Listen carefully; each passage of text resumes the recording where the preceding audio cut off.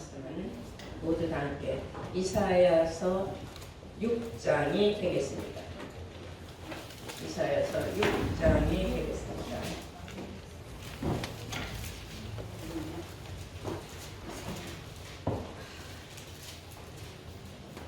찾으신 줄 믿고 9절부터 봉독하겠습니다. 이사야서 6장 9절. 여호와께서 가라사대 가서 이 백성에게 이르기를 너희가 듣기는 들어도 깨닫지 못할 것이요 보기는 보아도 알지 못하리라 하여 이 백성의 마음으로 둔하게 하며 그 귀가 막히고 눈이 감기게 하라. 염려컨대 그들이 눈으로 보고 귀로 듣고 마음으로 깨닫고 다시 돌아와서 고침을 받을까 하노라. 내가 가로되 주여 어느 때까지이니까 대답하시되 성읍들은 황폐하여 거민이 없으며 가옥들에는 사람이 없고 이 토지가 전폐하게 되며 사람들이 여호와께 멀리 옮겨져서 이 땅 가운데 패한 곳이 많을 때까지니라. 그 중에 10분의 1이 오히려 남아있을지라도 이것도 삼키운 바 될 것이나 밤나무 상수리나무가 배임을 당하여도 그 그루터기는 남아있는 것과 같이 거룩한 씨가 이 땅의 그루터기이니라. 아멘. 네. 하신 말씀은 이사야서 6장 9절에서 13절로의 말씀으로 제목은 거룩한 씨와 그루터기라는 제목으로 오늘 말씀을 증거하도록 하겠습니다. 거룩한 씨와 그루터기. 그루터기라는 것은 풀이나 나무나 그 윗동을 잘라내고 나면 그 밑동아리만 남는 거죠. 그 밑동아리를 그루터기라고 합니다. 아랫동아리를 말하는 거죠. 다시 말하자면은 기초나 밑바탕이 되는 것을 그루터기라고도 말을 합니다. 성경 욥기 14장 7절에는 나무는 소망이 있나니 찍힐지라도 다시 움이 나서 연한 가지가 끊이지 아니한다라는 말씀이 있어요. 다 함께 한번 찾아보실까요? 욥기서 14장 7절입니다.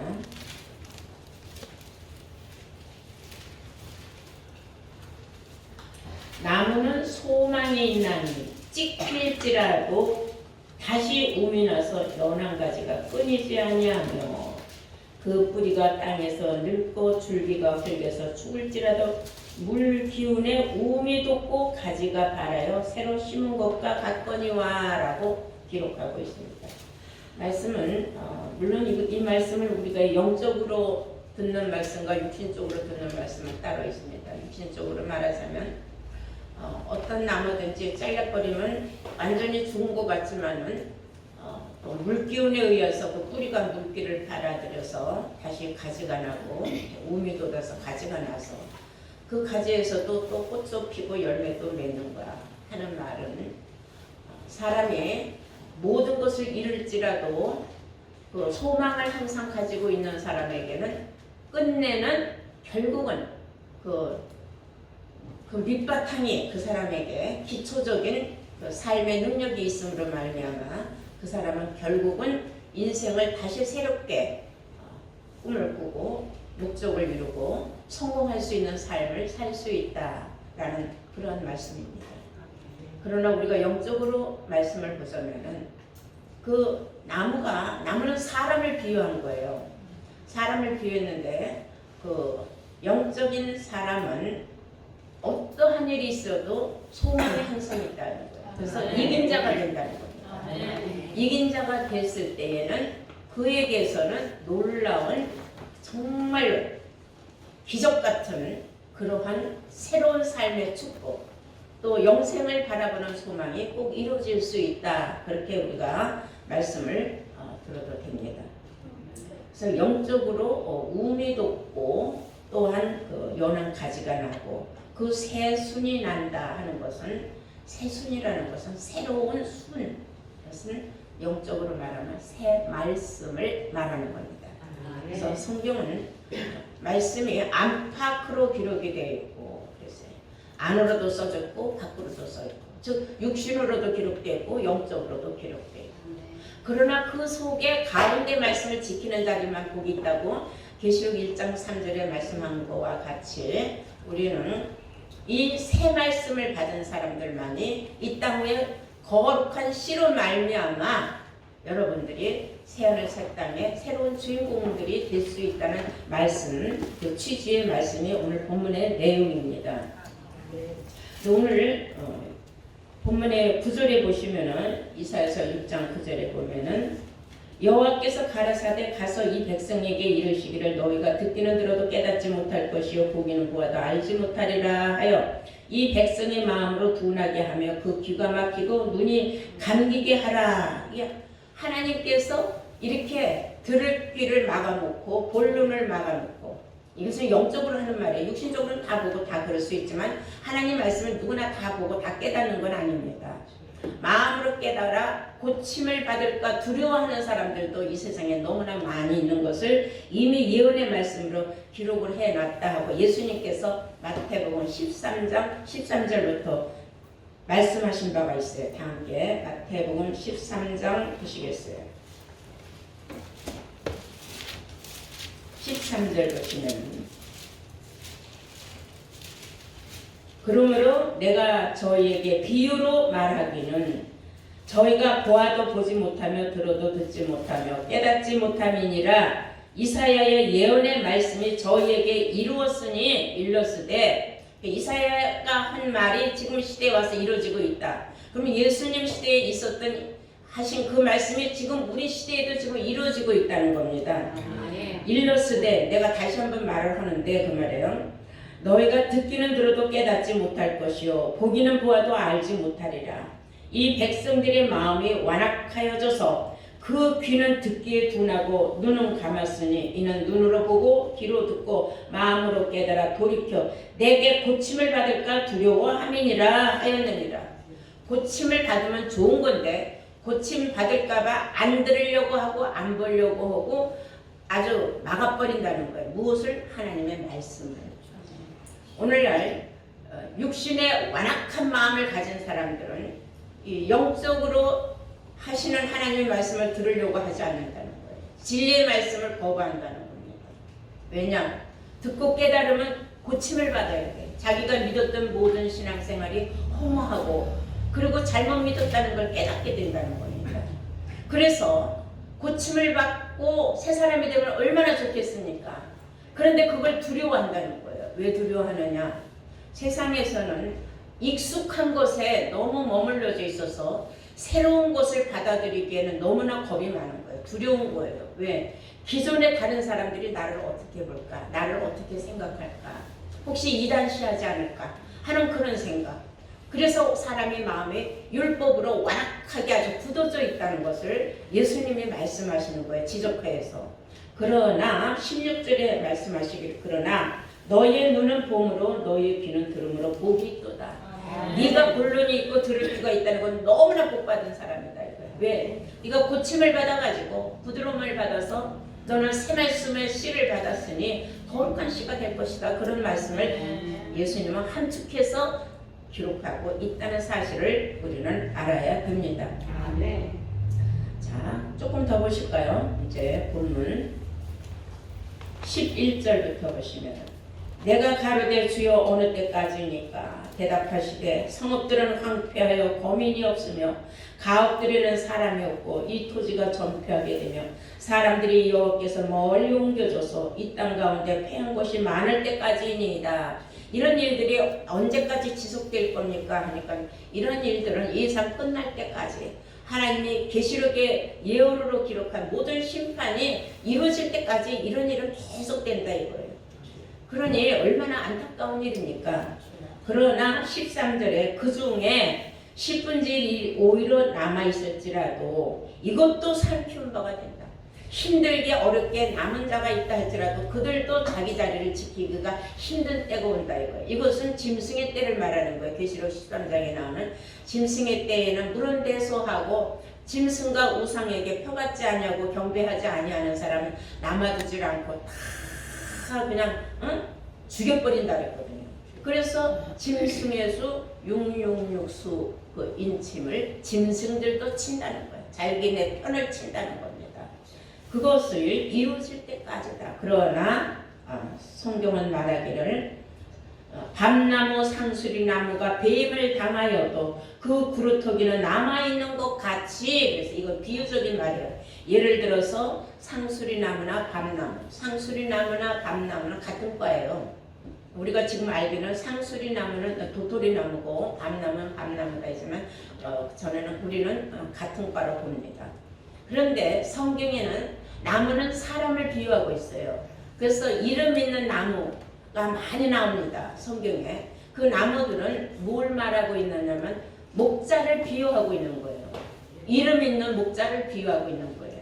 무슨 교단의 왕초라든가 유명한 분광사라든가 어떤 교단의 총수라든가. 그래서 이것은 교회적으로 볼 때 목자를 비유하고 있다는 것을 우리는 알아야 됩니다.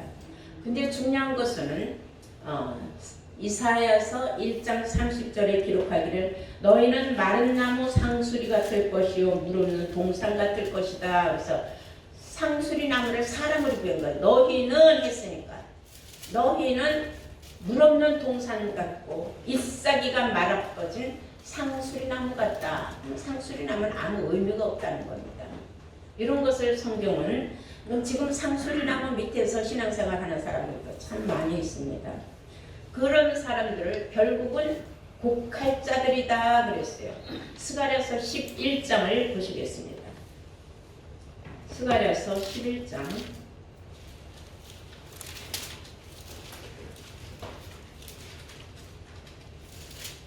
1절부터 보시면은 레바논아 네 문을 열고 불이 네 백향목을 사르게 하라 그랬어요.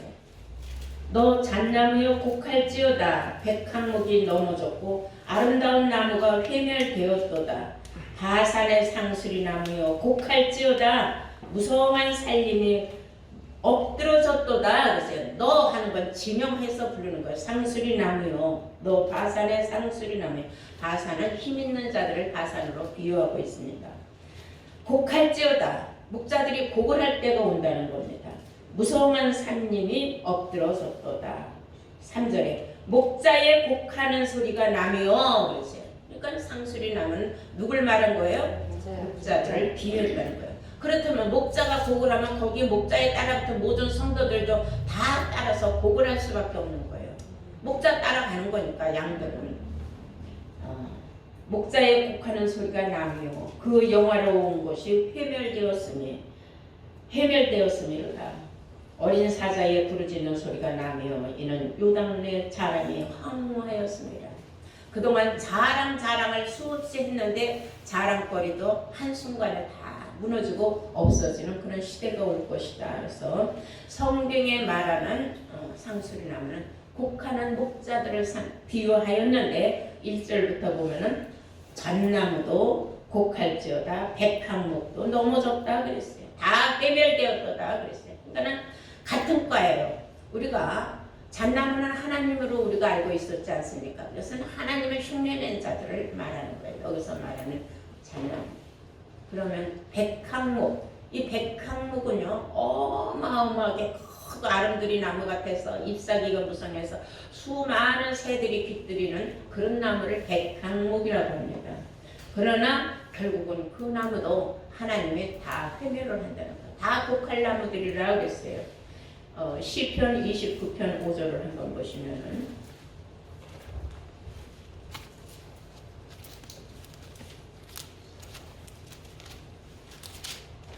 여호와의 소리가 백향목을 꺾으시며 여호와께서 레바논의 백향목을 꺾어 부수리로다. 레바논에는 상수리 나무만 있는 게 아니라 백향목도 있다 그랬어요. 그래서 백향목도 하나님께서는 꺾어버리신다 그랬어요. 이사야서 2장을 우리 한번 볼까요? 하나님이 꺾으시는 나무, 백향목 또는 상수리 나무 다 하나님이 베어버린 결국은 그들은 다 어떻게 되느냐? 곡을 하는다는 것은 망했을 때 곡하는 거죠. 못 살겠다고. 이사야서 2장 11절부터 보시면 그날에 눈이 높은 자가 낮아지며 교만한 자가 굴복되고 여호와께서 홀로 높임을 받으시리로다. 대저 만군의 여호와의 한 날이 모든 교만한 자와 거만한 자와 자고한 자에게 임하여 그들로 낮아지게 하고 또 레바논의 높고 높은 모든 백향목과 바산의 모든 상수리나무와 모든 높은 산과 모든 솟아오른 작은 산과 모든 높은 망대와 견고한 성벽과 다시스의 모든 배와 모든 아름다운 조각들에게 임하리니 하나님이 그들을 그 높은 곳에서 항상 교만하고 교만했던 자들을 굴복시켜버리겠다 그런 말씀이에요. 다시스의 배들이라는 것은 서로가 교류하는 자들끼리예요. 상업하는 자들. 하나님의 말씀 설교 하나가 나오면 그걸 주고 팔고 사는 데들이 지금 많습니다. 목자들이 설교를 사다가 그 설교를 하는 그런 시대예요. 지금은. 그래서 설교문을 짜는 공장 같은 곳이 있고 설교문을 받아다가 또 설교하는 목자들이 많이 있습니다. 그런 사람들은 어떤 설교를 주로 위주로 하느냐 도덕적이고 윤리적이고 즉 말하자면 율법을 근거하여서 그런 설교를 해서 많은 사람들을 율법으로 꼭꼭 묶어놓는 그런 일을 하는 자들을 말하는 겁니다. 그래서 성경은 말하기를 목자들아 들으라. 하나님께서 이제 참다 못해 화가 나서 경고하시는 말씀이 있어요. 내가 너희들이 키우던 양들은 내가 다 뺏어와서 내가 친히 키우겠다 그런 말씀이 있어요. 에스겔 34장을 보시겠어요. 에스겔 34장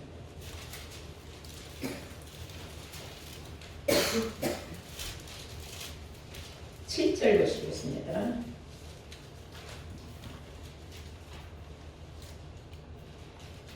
그러므로 목자들아 여호와의 말씀을 들을지어다. 에스겔 34장 7절입니다. 주 여호와의 말씀에 내가 나의 삶을 두고 맹세하노라. 내 양의 무리가 노략거리가 되고 모든 들짐승의 밥이 된 것은 목자가 없습니다. 여기서 목자가 없다는 건 참 목자가 없다는 겁니다. 내 양을 찾지 아니하고 자기만 먹이고 내 양의 무리를 먹이지 아니하였도다.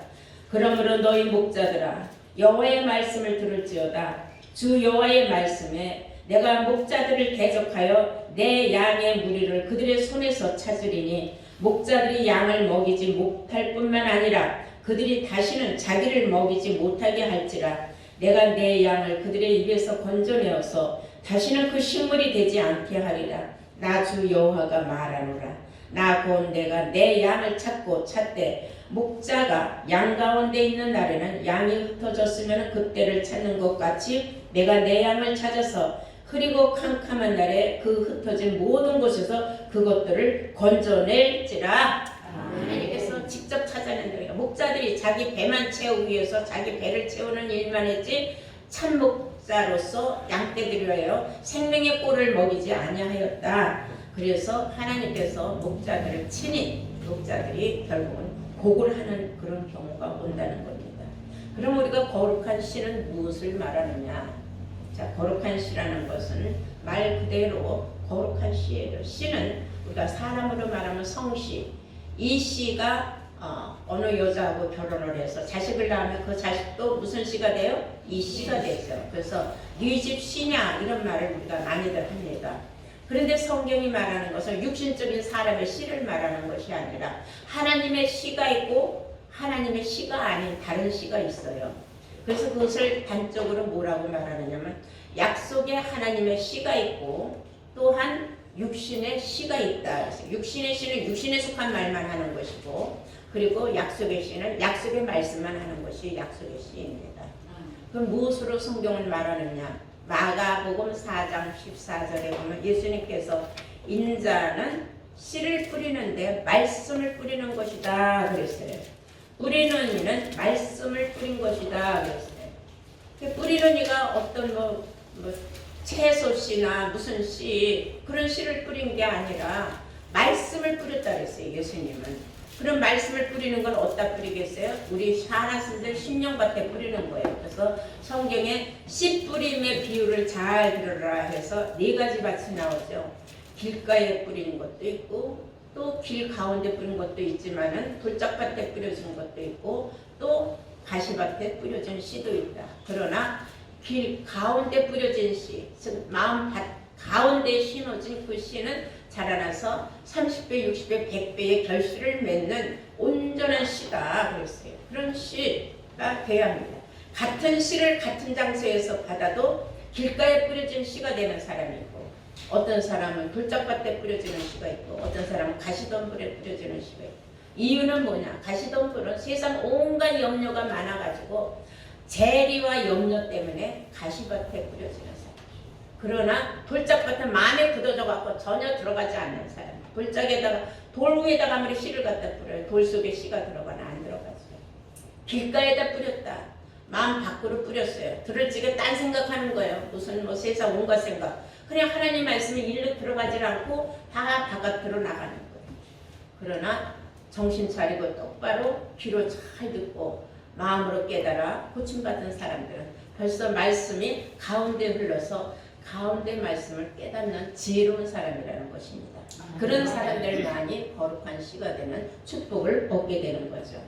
로마서 9장 8절을 보시면은 육신으로 난 자는 하나님의 자녀가 아니라 그랬어요. 자, 육신의 자녀는 하나님의 자녀가 아니요 오직 약속의 자녀가 씨로 여김을 받느니라. 하나님의 씨면은 하나님에 들어가 있어야 되는데 하나님은 영이시니 그랬어요. 요한복음 4장 24절에 하나님은 영이라고 했어요. 그리고 고린도후서 3장 17절에 주는 영이시니 주도 영이시라고 했어요. 그런데 하나님은 영이라고 했는데 요한복음 1장 1절에 보시면은 태초에 말씀이 계시니라. 이 말씀이 하나님과 함께 계셨으니 이 말씀이 곧 하나님이라 그랬어요. 말씀이 하나님이다. 말씀의 씨다 이거예요. 근데 그 씨가 하나님께 속한 씨가 있고 하나님께 속하지 않은 씨가 있다는 거죠. 그것을 우리는 분별하는 지혜가 있어야 돼요. 그 지각을 사용을 해야 돼요. 장성한 자들만이 지각을 사용을 해서 하나님의 말씀을 깨닫는 지혜를 얻게 된다는 것을 아시길 바랍니다. 이런 하나님의 씨가 되는 약속의 자녀들은 약속의 씨를 받았기 때문에 약속의 자녀가 되는 거예요. 로마서 9장 보시겠습니다. 로마서 9장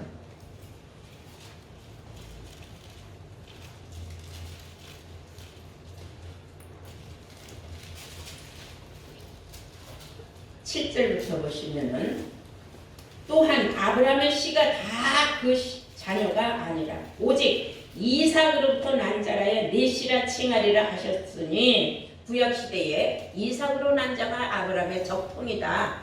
그러니까 이삭이 되지 아니하고 아브라함에게 다른 여자를 얻어서 낳은 자식들은 그거는 아브라함의 씨라고 보지 않는 것과 같다. 그와 같이 8절에 곧 육신의 자녀가 하나님의 자녀가 아니라 육신적으로 낳은 자녀. 즉 육신의 말씀으로 예수를 아무리 몇십 년을 믿어도 하나님의 자녀라고 볼 수 없다 그랬어요. 8절 다시 봅니다. 본 육신의 자녀가 하나님의 자녀가 아니라 오직 약속의 자녀가 씨로 여김을 받느니라. 마지막 때는 씨의 전쟁이에요. 사람의 씨와 짐승의 씨를 뿌릴 날에 온다 그랬어요. 예레미야 선지자가 말하기를. 그래서 씨의 전쟁입니다. 하나님의 씨냐 아니면 짐승의 씨냐. 짐승은 짐승이에요, 말 그대로. 그러나 그것은 육신적인 짐승이 아니라 영적인 짐승으로 말해서 다 이것도 비유적으로 목자들을 비유하는 겁니다. 그리고 그 목자를 따라간 사람들은 짐승 목자를 따라가면 다 짐승이 돼요. 이것은 우리가 계시록의 13장에 짐승에 관하여 아주 너무나 잘 기록이 되어 있기 때문에 우리는 참조를 해야 할 필요가 있습니다. 자, 우리는 이 약속의 자녀, 약속의 씨, 하나님의 약속의 씨를 받았다면 약속의 말씀을 받았다는 거예요. 아멘. 이런 사람들은 새 사람이 된 사람들이에요. 에베소서 5장을 보시겠어요. 에베소서 5장 22절을 보시겠습니다. 진리가 예수 안에 있는 것 같이 너희가 과연 그에게서 듣고 또한 그 안에서 가르침을 받았을 텐데 너희는 유혹의 욕심을 따라 썩어져가는 구습을 쫓는 옛사람은 벗어버리고 오직 심령으로 새롭게 되어 하나님을 따라 의와 진리의 거룩함으로 지으심을 받은 새 사람을 입으라. 아멘. 진리의 말씀으로 새 사람을 입은 사람, 구습을 다 내버린 사람, 육신의 것을 다 벗어버린 사람, 겉옷을 다 벗어버린 사람, 속옷만 취한 사람은 겉옷은 별 볼 일이 없는 겁니다. 그래서 에스겔 11장 19절에 보면은 그들에게 하나님께서 일치한 마음을 주고 그 속에 새 신을 주어 그 몸에서 굳은 마음을 제하고 부드러운 마음을 주었으니 그들이 곧 하나님의 자녀라 라는 말씀이 있어요. 에스겔 11장 19절입니다. 새 신을 준다 그랬어요. 새 신을 받은 사람들은 다 똑같은 일치한 마음을 가졌다 했고요. 무엇이 일치한 마음이냐? 예를 들어서 고린도후서 3장 17절은 주는 영이시니 하면 여러분 다 일치한 마음이에요. 주는 영이시니. 자, 요한복음 1절에 말씀이 곧 하나님이라. 말씀이 곧 하나님이라. 여러분 다 똑같은 일치한 마음으로 그 말씀을 다 받는 거예요. 그래서 이 성경에는 새 말씀이 있습니다. 이 새 말씀을 새 신이라고 해요. 새로운 신. 하나님의 신입니다. 근데 구약 시대에 행했던 하나님의 신이 있고 신약 시대에 와서 예수님 시대에 행했던 하나님의 신이 있고 그 다음에 말세에 우리에게 임하는 신이 있는데 말세에 우리에게는 지금은 말씀의 신으로 역사하신다는 사실을 우리는 알아야 됩니다. 그래서 에스겔 36장을 우리 한번 볼까요? 에스겔 36장 24절부터 보시면은 내가 너희를 열국 중에서 취하여 내고 열국 중에서 모아들이고 고토에 들어가서, 고토는 옛날 옛적 dak스 앞으로 다가올 옛날에 있었던 에덴 동산을 상징하는 겁니다. 고토에 데리고 가서 맑은 물로 너희에게 뿌려서 너희로 정결하게 하되 곧 너희의 모든 더러운 곳에서와 모든 우상을 섬김에서 너희를 정결케 할 것이며, 우상은 말씀이 없는 선지자를 우상이라고 합니다. 성경에 이사야서 42장을 보시면. 자, 그러므로 그렇게 내가 우상에게서 벗어나고 우상을 섬기지 않는 그러한 일을 하는 것은 새 신을 받았기 때문이에요. 그래서 26절에 또 새 영을, 새 영은 새 말씀, 새 신, 새 말씀 똑같은 거예요. 새 영을 너희 속에 두고 새 마음을 너희에게 주리니. 참 진리의 말씀을 받은 사람들은 새 사람을 입었다고 하지 않았습니까?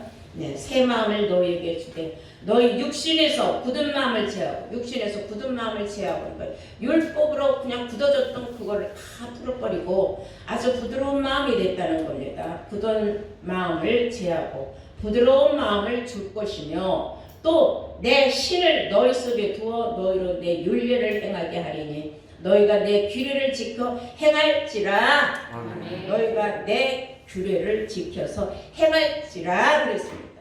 자, 하나님이 주신 말씀을 받은 사람들은 죄를 져서는 안 돼요.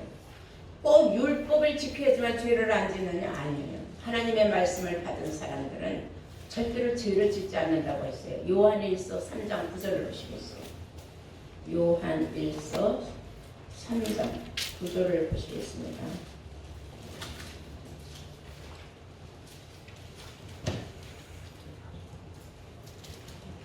따라서 하나님께로서 난 자마다 하나님께로서 난 자마다 죄를 짓지 아니하나니 이는 하나님의 씨가 그 속에 거함이요 범죄치 못하는 것은 하나님께로서 났음이라. 하나님께로서 정말 거듭난 자는 새로운 피조물이에요. 이 새로운 피조물이 된 사람들은 하나님의 새 신을 받은 사람, 새 말씀을 받은 사람, 이런 사람들은 세상에서도 죄를 짓지 않는다고 했어요. 왜? 그럼 누가 율법으로 다스려야만 죄를 안 짓는 건 아니다 이거예요. 내 양심이 있으니까, 신앙의 양심 때문에 죄를 지을 수 없다는 겁니다. 그래서 하나님께로서 난 자는 죄를 짓지 않는다 그랬어요. 이유는 그 속에 하나님의 씨가 거함이라. 하나님의 씨는 하나님의 말씀이 있기 때문이에요. 그래서 하나님의 말씀, 새 말씀, 거룩한 씨를 받은 사람은 그 사람 자체가 거룩한 사람인데 어떻게 죄를 짓겠습니까? 그래서 이런 사람들은 새로운 피조물이 되었다고 성경은 말합니다. 다 함께 고린도후서 5장 17절 보시겠어요?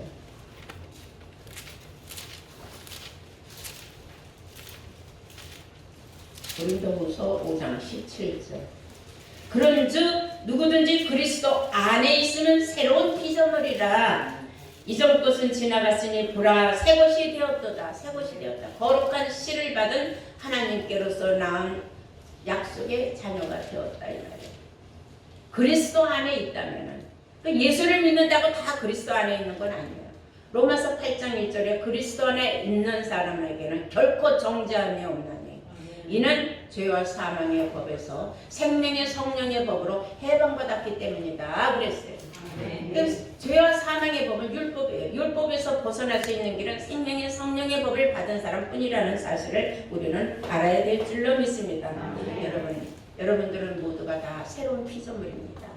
새로운 피조물은 조물주가 만들어줬다는 겁니다. 조물주가 만들어주지 않았으면 우리가 어떻게 영 안에 열리고 영의 귀가 열렸겠습니까? 깨닫는 마음을 우리가 어떻게 받을 수 있겠습니까? 어떤 사람은 하나님이 안타깝게도 귀를 막아놓고 어떤 사람은 안타깝게도 눈을 막아놓고 어떤 사람은 마음이 단단해져서 율법으로 굳어져갖고 절대로 부드러운 마음이 되질 않아요. 새신을 받아야 그 굳어진 마음은 풀어지게 되겠다 그랬어요.